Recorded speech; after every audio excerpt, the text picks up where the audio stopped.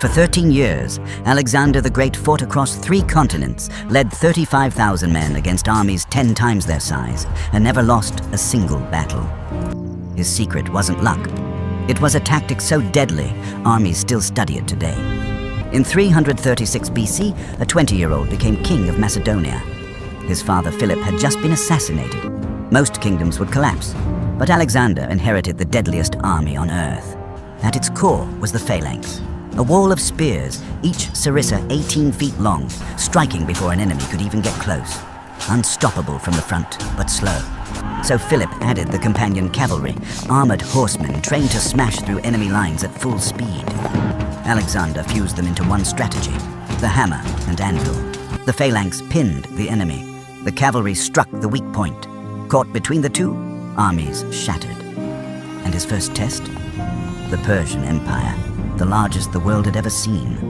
Alexander crossed into Asia with just 35,000 men, aiming to conquer it all. At the Granicus River, 40,000 Persians waited.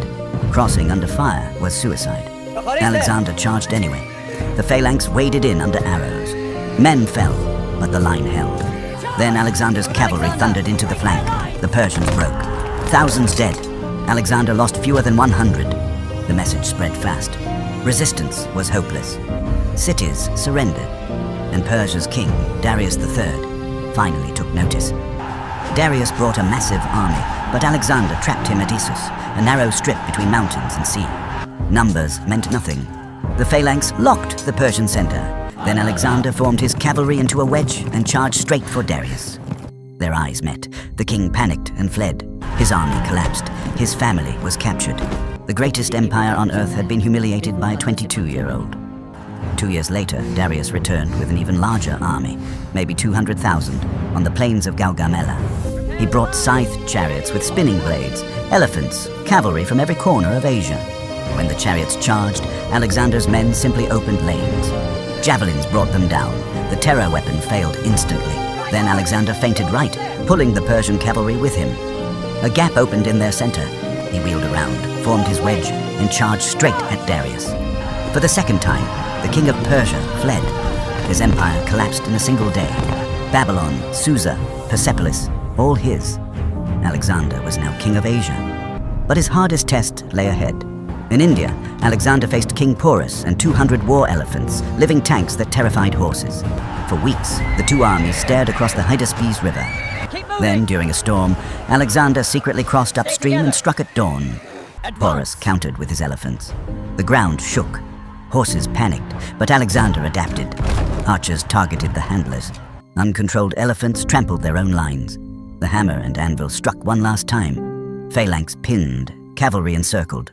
Porus fought until wounded, and when captured, demanded to be treated like a king. Alexander respected him, made him an ally.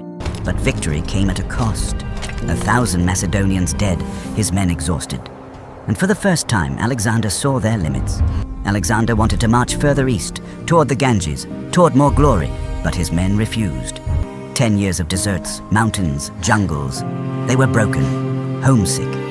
Alexander begged. He threatened. He locked himself in his tent for 3 days. Nothing worked. At the Hydaspes River, his army mutinied. For the first time in his life, Alexander lost, not to an enemy, but to his own men. They turned back. In Babylon, Alexander began planning new conquests, Arabia, maybe Rome. But at 32, after a banquet, he fell ill. 10 days of fever, then death. Poison, disease, exhaustion? 2,000 years later, no one knows.